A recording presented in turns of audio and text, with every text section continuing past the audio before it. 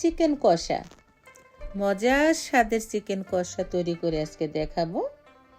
আর এই কষা চিকেনটা আমি তৈরি করব নারকেলের দুধ দিয়ে। দেখতে যেমন লোভনীয়, খেতেও অসাধারণ মজা হয়।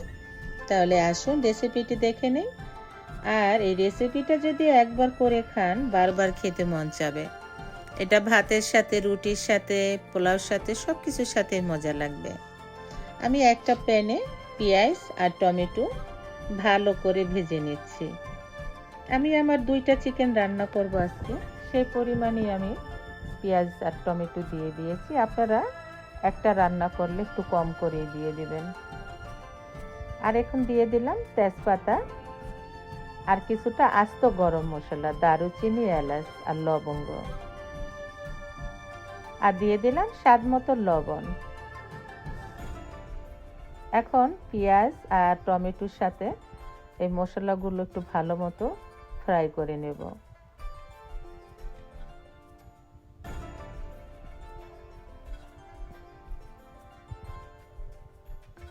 এই পর্যায়ে আমি দিয়ে দিলাম স্পেশাল একটা মশলা। এটা হচ্ছে পেঁয়াজ আর কাঁচামরিচ আর একটা টমেটো ব্লেন্ডার করে নিয়েছিলাম। আর দিয়ে দিলাম আদা রসুন পেস্ট।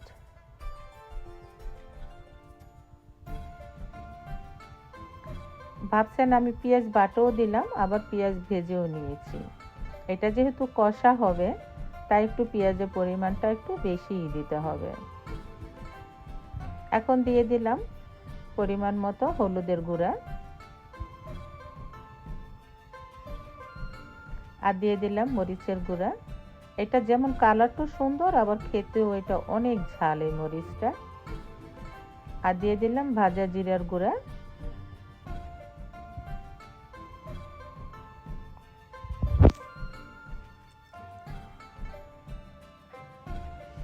আর দিয়ে দিলাম একটু ধনিয়ার গুঁড়া আর শাহি মশলা। আমি বাসায় যে শাহি গরম মশলাটা করে নেই সেটা দিয়ে দিলাম। এখন একটু সামান্য পানি দিয়ে আবার খুব ভালোভাবে মশলাটা ভুনাতে হবে।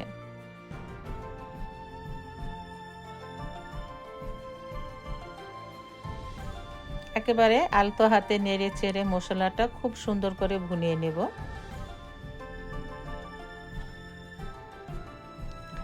মশলাটা খুব ভালোভাবে ভুনানো হয়ে গেছে, তেলটা একেবারে উপরে উঠে আসছে। এখন আমি দিয়ে দিচ্ছি কেটে ক্লিন করে রাখা চিকেন।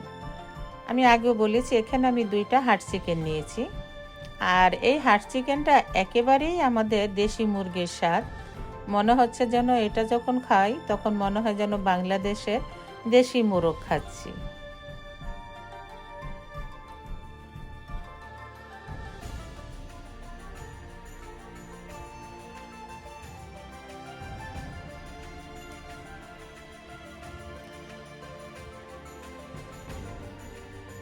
এখন একটু নেড়ে চেড়ে তারপর এটা ঢেকে রান্না করব।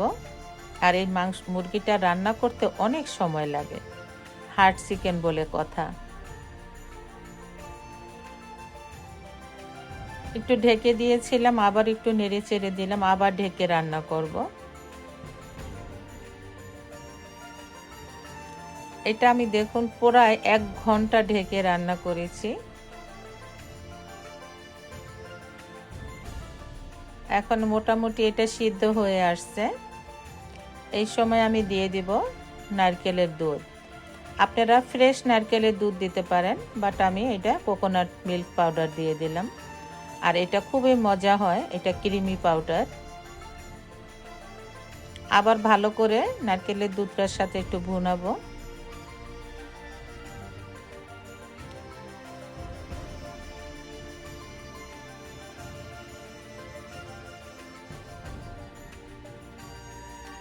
আমি আগেই বলেছি আমি প্রায় 1 ঘন্টা এটা আমি কুক করে নিয়েছিলাম। এখন একটু কাঁচামরিচ দিয়ে দিলাম।